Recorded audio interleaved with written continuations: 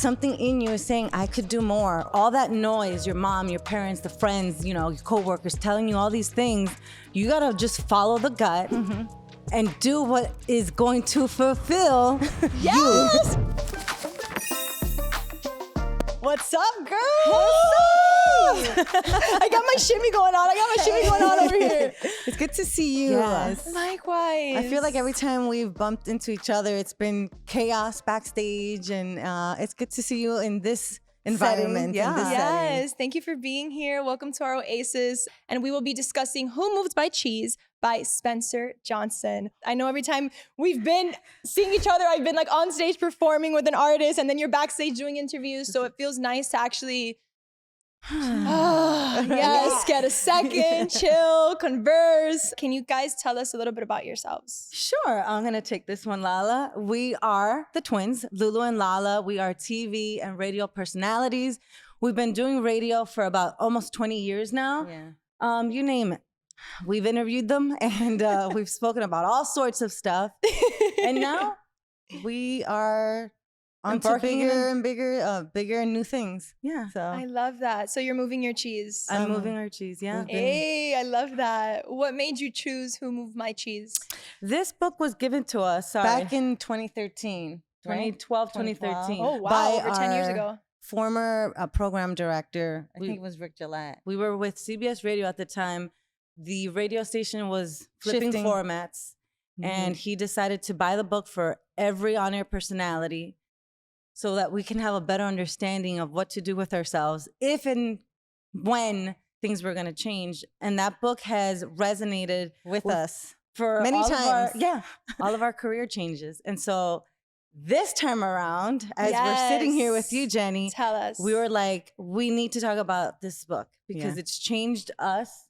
And it's made us realize how you don't have to be scared anymore. You don't have to stay stagnant in a place. You can move and everything's gonna be fine. And also preparing to move and be open-minded in any change that may happen. Sometimes your intuition. Yeah. Like your gut never fails you. And it's interesting because even within the book, a common theme is the fear of uncertainty and the fear of unknown. And those are human instincts that we all feel, right? It's like, this is where you're used to eating. This is where you get your cheese, and somebody comes and move it. How sure are you that the move is going to be the better move, or what's going to come with it? Sometimes people rather stay comfortable. Yeah. I used to hate change. I hated change. I remember even in high school, I did not like change. I used to like what I knew. Okay, there's a routine, even at home, my sisters, everything. And when change would happen, I would get like, oh no, anxiety. You would get Resistance. But then when you start seeing, okay, change is growth. You have to change. You have to evolve. You can't stay the same person.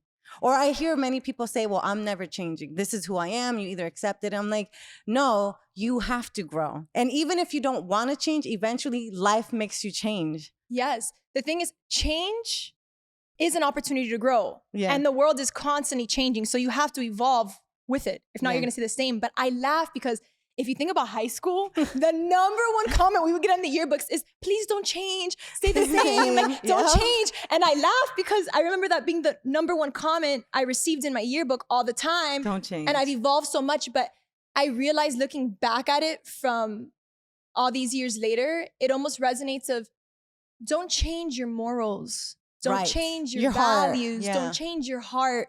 Don't change your genuine way of being, but evolve. Yes. Yeah. Change with the world. Nicely said. Yeah. Yep. It's an interesting concept because I feel like even the word change, people can perceive that differently. But there's a mindset of seeing it as, I don't want change. I don't want to leave my 9 to 5 because this is all I know and it's a steady paycheck. And and then there's change of like, oh, what if there's better? Yeah. And now I hear the word change and I get excited. Yeah. And I think it also has to do with like, we're first generation, our parents immigrated from Cuba and El Salvador. So their mentality, it's like, well, when we sat down with them and told them, hey, we're leaving radio, like we're done. Their first initial reaction was, okay, but are you sure? Like, because every paycheck, you're guaranteed a paycheck on the 1st and on the 30th. And we were on the 15th, and I'm like, but that's not gonna make me happy. I want to be happy even if I don't have a paycheck. So I like money's gonna come and go, but your mental state and your well-being, your health, that can deteriorate. And if it gets to a point where there's no going back, I don't want that. I want to live my life happy, even if I don't have a paycheck. For you, what's the difference between happiness and fulfillment?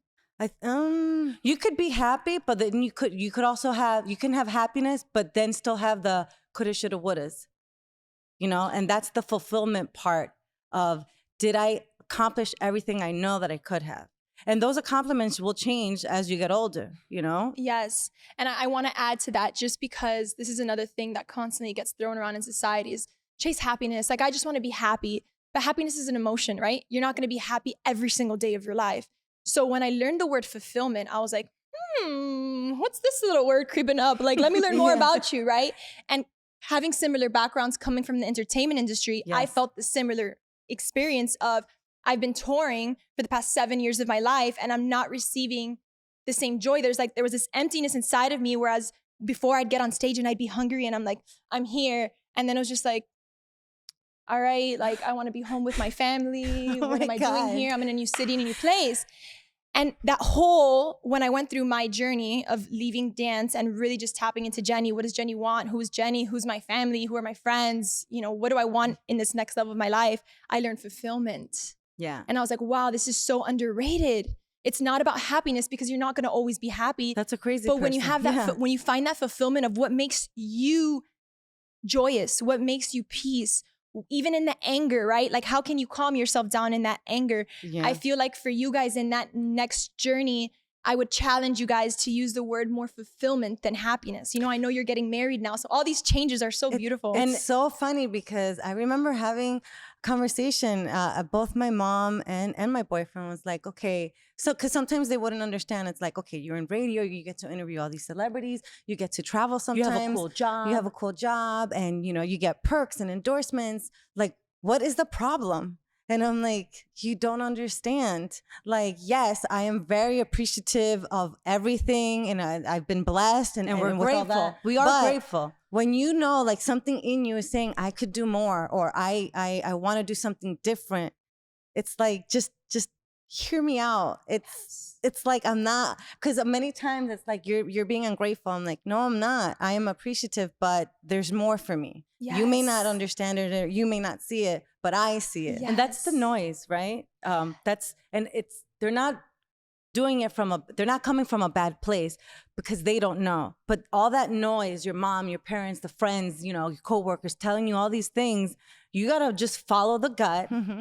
And do what is going to fulfill you, even if you don't know what that is yet. Yeah. Right. You don't have to know. You just know that this is not what I want to do anymore. And we were at that stage. And even with us, you know, we've worked together our whole lives. We lived together.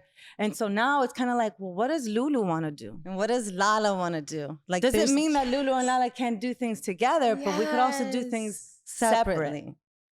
But I think that's also part of, like, the twin dynamic. You know, it's a double-edged sword. Sometimes it's like, well, if I'm not with her, people just always expect us to always be together. And that's not the case. I mean, granted, we are dressed the same. We are always together, but the times that we're separated, like, no, we didn't get into a fight.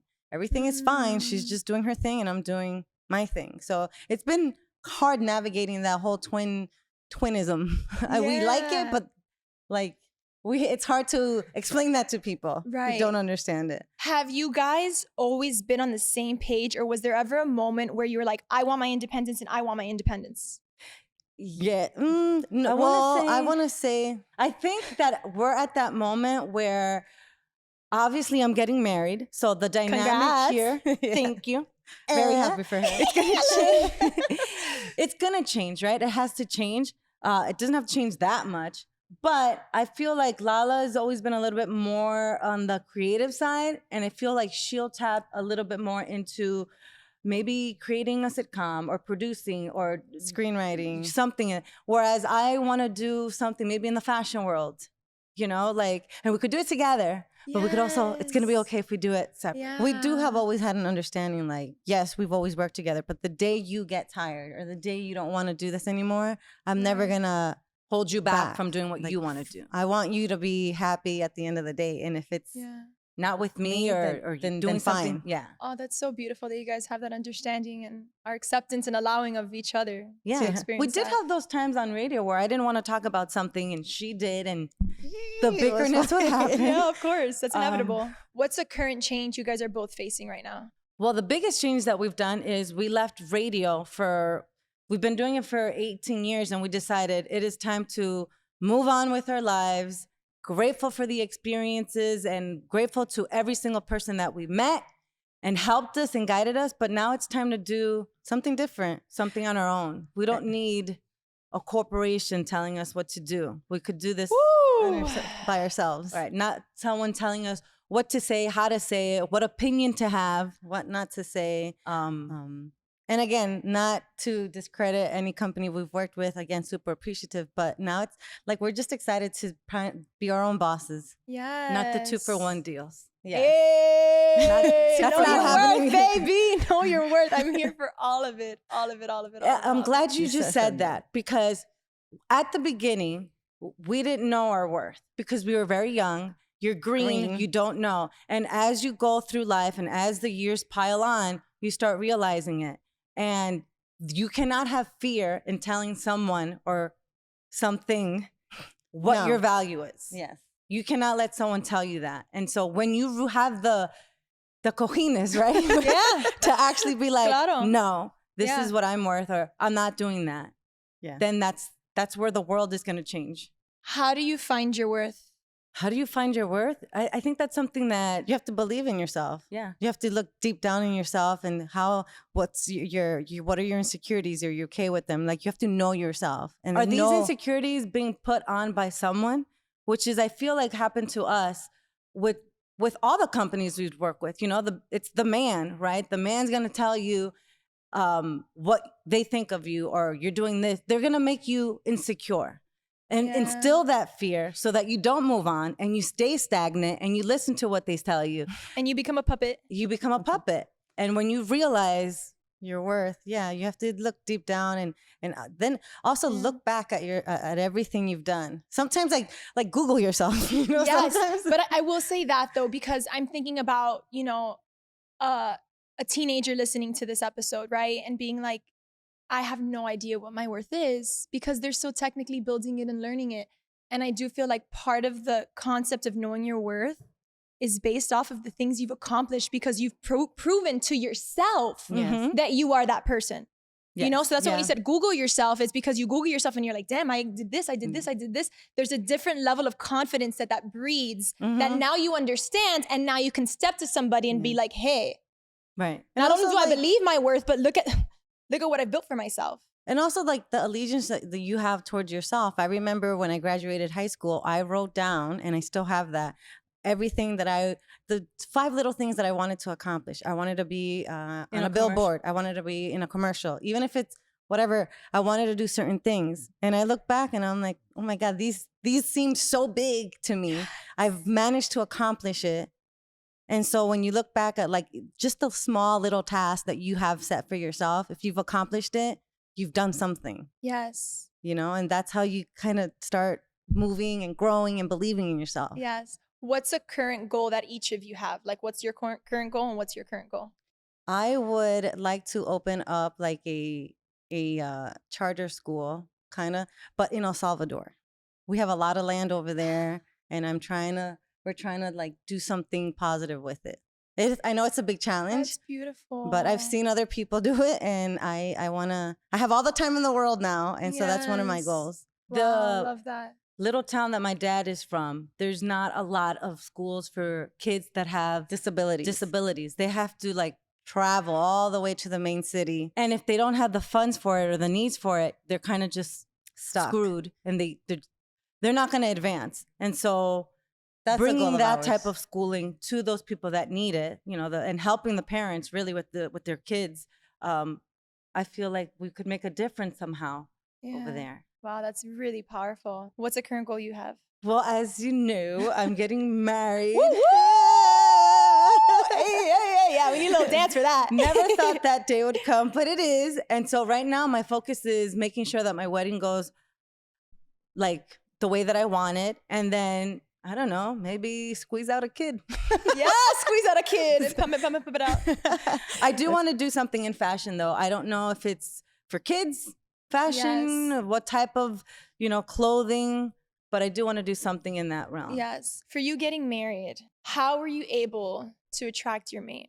When I wasn't looking for him. I hate, they always say when you're not looking, it'll come knocking on your door. And that's exactly what happened. I had just gotten off of like this toxic relationship. I just wanted to be alone.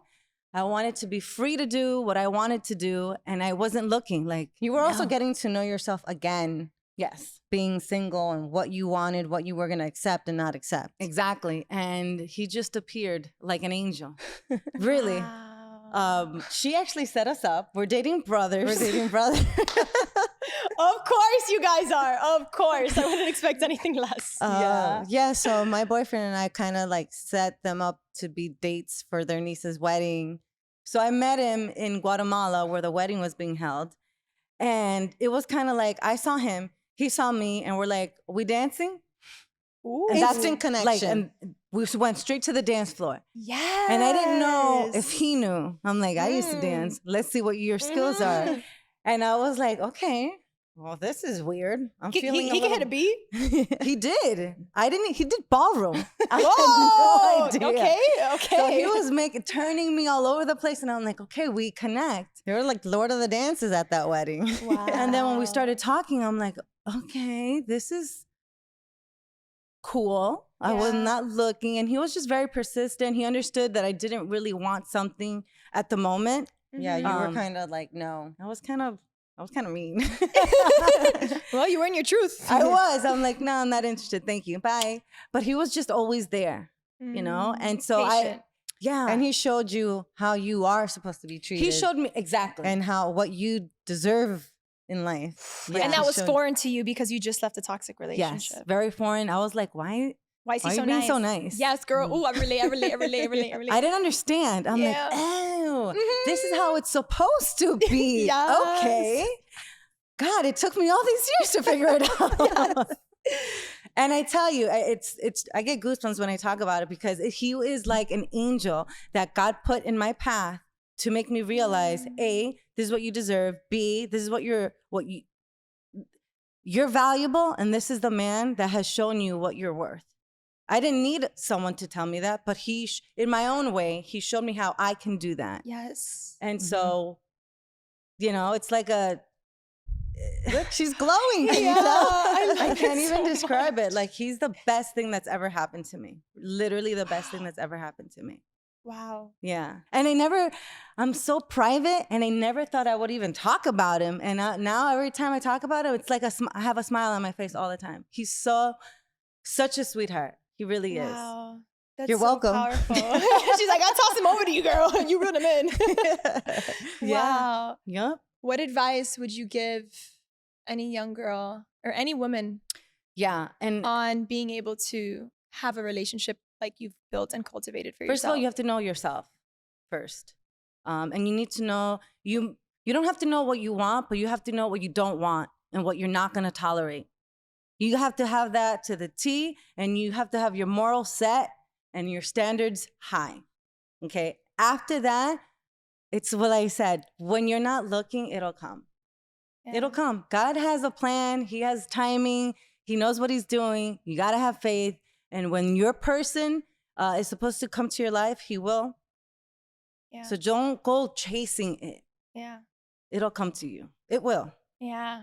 No, I feel that deeply in every ounce of my body. Yeah. And for the both of you, like operating in a male-dominated business and having to sit in your masculinity, what's been the balance of that masculine and feminine energy for the both of you in your bodies? Well, it's especially early on in our career. A hard pill to swallow. It's been at the beginning, especially in entertainment, very hard because it's a thin line. Like if you don't play along, you're gonna get blacklisted, or you're the difficult, or she's complicated. Girl, I feel that.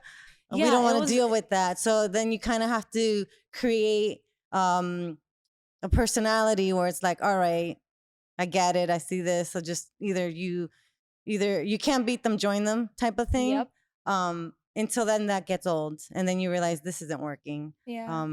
Luckily we haven't had any, real bad experiences when it comes to dealing like with these, powerful men in power. We have had some issues where uncomfortable situations. Like I remember this one time backstage at a concert. Well, there was an artist that locked us up in a dressing room and would not let us out. And we're like, oh my God, this is gonna happen. And there were certain people that allowed it, and they would not open the door even after we were banging, like, let us out. They wouldn't. And that was the realization that if something was said, it would be their word against ours. Oh my God. Type of thing. So and then when we finally got out of that dressing room, I was so upset that nobody from that was there that knew coworkers they didn't help. They didn't say anything. And that was the realization where we're like, okay, time to put on our this is how it's gonna go. Okay, so now you're gonna get Lulu and Lala, and we're not gonna be that nice, And so when you're not that nice and you don't play in, then you're complicated or you're a bitch. And you know what? We've learned. Okay, sure. Oh, that's what you want to label me as? Fine, but I'm not gonna have any. I'd rather be called that than to be disrespected. That I won't. That we won't tolerate. So certain little things like that. It's hard, and for anyone looking at this that's green or tapping into this entertainment business, just you gotta sometimes maintain I remember your there was this one person, I don't want to say the name, who they belittled us. Like, okay, so we're Latin. Yes, we have a Latin accent. There's nothing wrong with having an accent, right? Sofia Vergara has made her, millions. Off and everyone of her loves accent. her, and it's cute and it's sexy. So they would talk to us like, "Hi, do you understand the words that I'm saying?" I'm like, "I'm an American. I was born here. I speak English. You don't need to talk to me in that form. You don't have to like dumb it down." We didn't understand that. It was like a slap to our face. Like, is this really happening? But the hardest thing I think that we've gone through is when in today's world, it's all about women empowerment, and it's the opposite of what we received. Yeah. When someone that is in power, that is a woman, but then preaches about women empowerment, and they do the opposite. They abuse the power, or they don't Yes. necessarily use their power. Yeah. That's disheartening. I think I take that harder than dealing with a man. Yeah. Because it's like, whatever, no surprise. Wow. That to me is more of a ouch, ow type of thing. That hurt my heart. Because you would expect it to be different. So with all that being said, what do you think the change could be? The change is learning to say no to things that you don't want to do or things that you're not going to put up with. Mm-hmm. And sometimes that means walking away. Okay, I really want to go back to that story that you shared, being locked in a room. I've experienced multiple things within the industry that I've had to like heal from, right? And really step into my power. But when you're young and naive and don't know any better, that's not excuses, but it's just you're easily manipulated and you're scared. You're scared and it's their word against yours in certain situations. How were you guys able to rise above that? I think for me, I just always knew like I did nothing wrong. This is not my fault. I wasn't, I wasn't trying to like be a groupie and be back there and show off and like, hi, like what can I get from this person? I was just doing my job. Yes. And so I think that for me, I kept saying it's not my fault. Like I didn't come looking for this. I didn't put myself in a situation where this could have happened. Like it just happened. Right. And then also like, having the love from my parents that were like, you're fine. Like this is let's not make don't dwell on it. Don't dwell on it. It could have been a lot worse. Right. It's not. You're strong enough. You'll get through this. That's awesome. I'm really glad you guys had your parents. Yeah. That's powerful. How do you say no? No. No, it's wow. hard. Yeah, it really is just that simple though. Wow. It is. Wow. No. Wow. But when you're young simple. and you're like, I'm going to get blacklisted, or they're going to screw me over, or they're going to fire me. They're going to fire me. Yeah. You want to say it, but you're second guessing what you know you should say, which is no. Right. It's hard. And I think it's one of those things where you have to learn it. You have to learn it. Agreed. Because I didn't know. Yeah. I didn't know. Same. And so, you know, now I stand here and I'm like, no. Yes, and it feels so good. No. Maybe a yes. Right. Yeah. But I think and that goes with yeah. everything. Work, relationships. Sometimes we stay in relationships longer than we need to. With your parents, sometimes No. Yeah, like, definitely. no, your sisters, like it's a learned thing. Definitely. Yeah. Shifting gears a little bit. How was it growing up with immigrant parents? A lot of fun. Woo! Okay.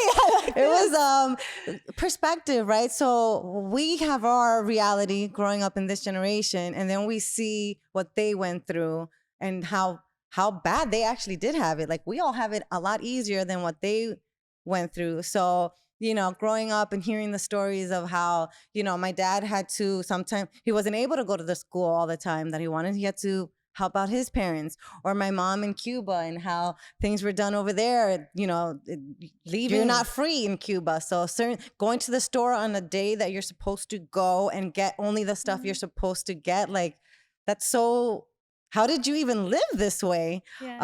So it helps you see like how grateful you should be for what you have right now. For us, it was working in the entertainment business and having parents that are very old school tradition, like very tight. You can't do anything. No dating until a certain age. Wow. No staying out until certain, you know, no dances, no football proms, games, no games, because they thought they feared the worst. You know, back then it was so annoying. Like, mom, please, like, let me live. Yeah. But they're just being protective. But it saved us from a lot of drama, like high school drama that I didn't need. I was more focused on career. That's awesome. And also, since mom's Cuban and my dad's from El Salvador, some of the lingo is very different. So for us, like ahora is like right now. Ahorita for my dad is right now. So I'm like, wait, which one? Which one are we saying? Are we leaving now or later to help me out here? So it was fun, confusing. Yeah, it's been fun, but it's also been great. It's worked to our advantage because we're able to connect with people. Like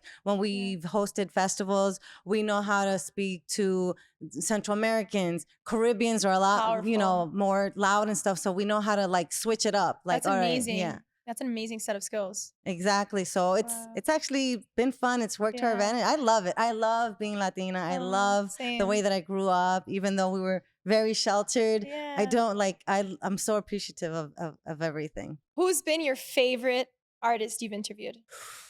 I have two. Okay. Actually, do I have two? My first one is Robin Williams. I had so much fun, and I got to see how talented that man really was. In person, I could not believe how he would just change characters and come up with very witty. And seeing that in person, I was blown away. I had never seen that in my life. I was like, wow, this is so cool. I want to do that when I grow up. And I think the second interview was LL Cool J. Yes. Where I felt like he was reading the room and he's like, lean into the fear. Don't be scared. He knew, like his intuition was picking up on our vibe as to like, okay, because certain questions we were asking, it was actually, we were asking advice subliminally. Yeah. And I think he picked up on it. Got it. And that's that always stuck. Lean into the fear. Him, and also how humble he was, because it's LL Cool J, you know, like he's done a lot. He's, you know, it's LL, like, and I feel he was just so humble and cool and willing to ask any question. There was no drama behind him. There was no like, you can't ask this, you can't do this. It was just very fun, chill. So I love that. That always stuck to me. And then of course, Pitbull.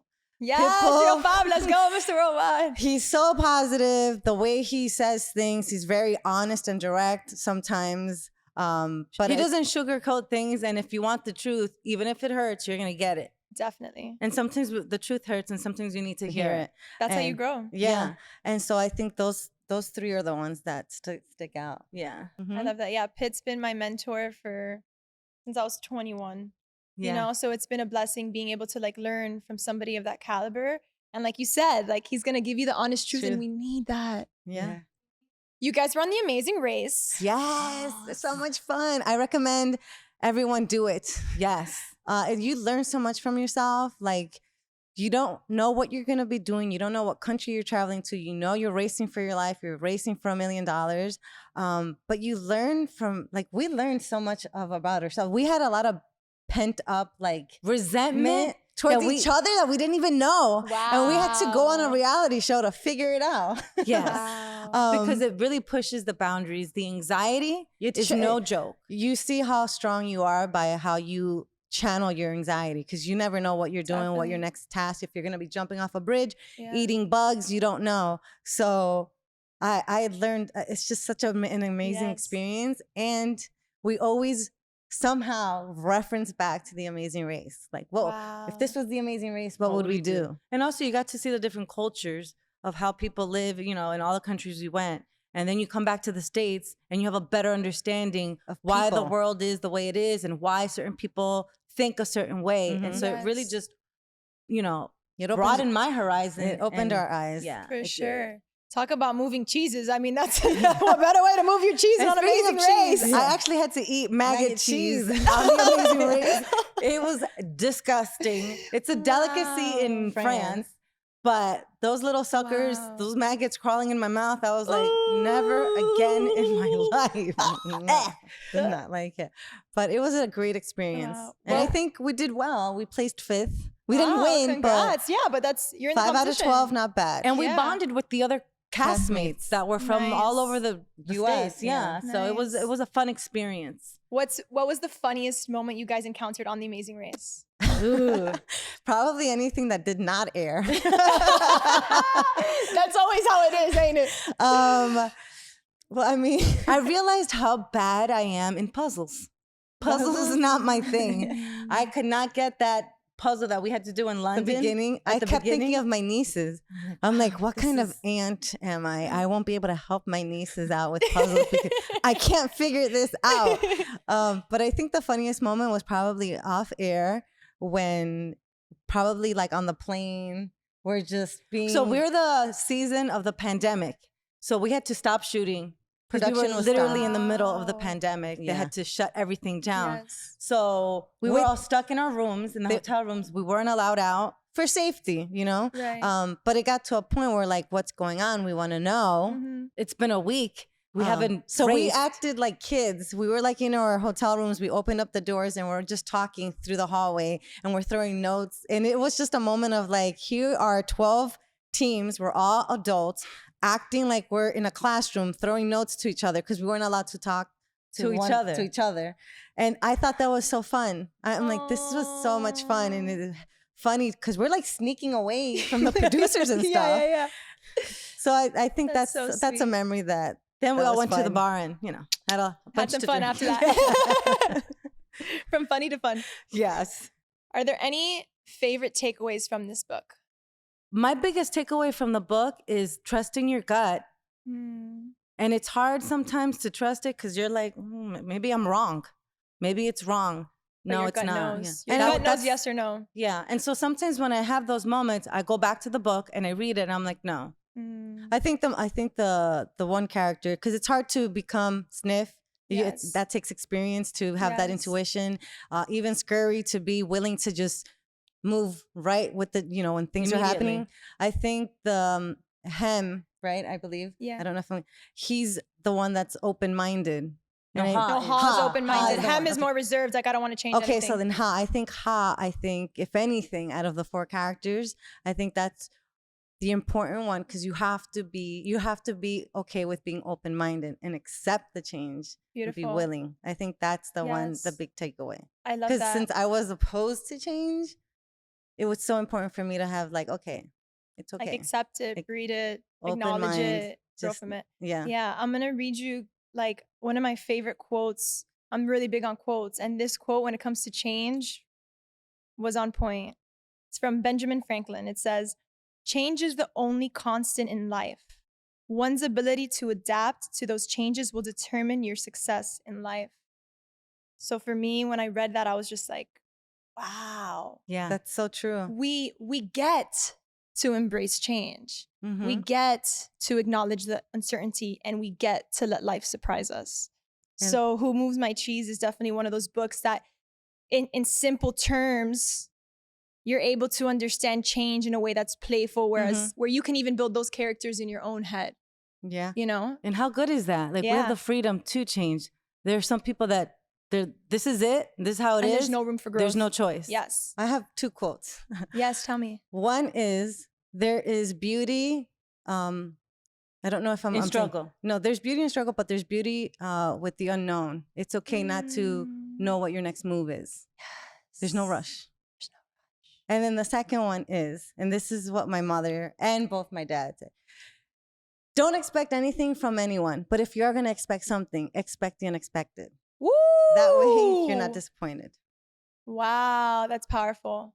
So that's really powerful. That one's always at the top of my head. Yeah. Wow. I know it's funny. My grandma used to wear a shirt that always said, "What's the rush?" And I didn't understand it. I'm like, "Abuela, why are you always wearing that shirt?" She goes, "Porque de verdad, what's the rush?" Because it's truth. What's the rush? And now as an adult, like I always go back to that T-shirt. I close my eyes and I'm like, "There's no rush. We don't have to have it all figured out." So it's fine. Yeah. There's beauty in that. We actually learned that in Florida. We lived our whole lives in you know, the tri-state Jersey, and it's like corre. Everyone's always in a rush to get somewhere. Like move or you're gonna be moved. Yes. And then when we moved to Florida, we saw that everybody was like, wow, pull the brakes. Nice. Pump the brakes, live a little, enjoy the sun, enjoy the palm trees. Yes. I love it. And so when we went back to the city, we kind of took that with us, like, okay. What is it? Take it easy. Suave. Suave. Take it easy. It has been such a pleasure having both of you on. I'm really excited to see where your journeys are going. And I love that you have ultimate faith and trust in the universe to allow you guys to guide you, because moving that cheese and leaving radio, which has been your comfort for so long, to stepping into this new level without having a certain goal is going to breed everything you imagine and more for fulfillment. So I'm really excited for you guys, and you both know that whatever you need, I am here for you. So thank you guys for being on my new venture, After Dance, and really just like, this is a full circle moment for all of us. Yeah, I was going to say thank you for having us. Like, it really does mean a lot, and it came out of a perfect timing. Like, and we're so proud to see you doing your thing. Yeah. And you're right. It's kind of like a, you know, if anything, like, you've inspired us, because I saw you dancing for so many years. We knew you as Jenny the dancer. Now it's Jenny Valdez, and you have your thing going for you. So congratulations to you. Yeah. And also that your mom is here. Woo woo! Shout out to mom! I remember when our mom would come, you know, she still does every time she can, but that's, you know, that's special. Everything I do is with her. Mom knows best. And I don't want to keep dragging this out, but like when you're in high school, like, no, mom, don't come to the football game. Like, yo, like, you're embarrassing me. Get away. And now it's like, I need you here, mom. Where are you? Yes. But that's like the cycle of life, right? It's like high school. Mom, I don't want you dropping me off the party. That's not cool. Like, now the girls have Uber. Back then we didn't have Uber. Mommy and daddy have to drop you off. And I'm like, I don't want to be seen with my mom. Can you just leave me alone? I want my private life. Lock in the room. Don't come in to like fast forward all these years later. And it's like, she's my best friend. Yeah. Like, there's nobody else I would want to know more about me than her. Like, you birthed me. Like, you have every right. Sometimes it's too much information, but at the end of the day, at least somebody knows what's up. Yeah. And like, you know, moms are precious, and we know that they're not going to be around forever. So now it's like, okay, I'll sit and watch La Novela with you. Yes. I have no problem in doing that. Yes. Oh, I love this mommy talk. All of it. Thank you guys so much. Where can people find you? Okay, you could find us. We have a website, lululala.com, or you could follow us on all social media platforms at Lulu y Lala. That's LULUYLALA. Yes, that was definitely radio host vibes right there. I was like, okay, cool, noted. Change of pitch, tone, all of it. I love it. Well, there you have it, friends. We just finished wrapping up with Lulu and Lala discussing Who Moved My Cheese by Spencer Johnson. If you guys want to get your copy today, make sure to click the link in the description below. This has been such a pleasure and such a special episode. And we want to hear from you guys. Comment your favorite part. Make sure to like, comment, and subscribe. And let us know what book you want us to speak on next. Turn the page and we'll see you in the next one. Shout out to our sponsor, Local Cold Brew Coffee.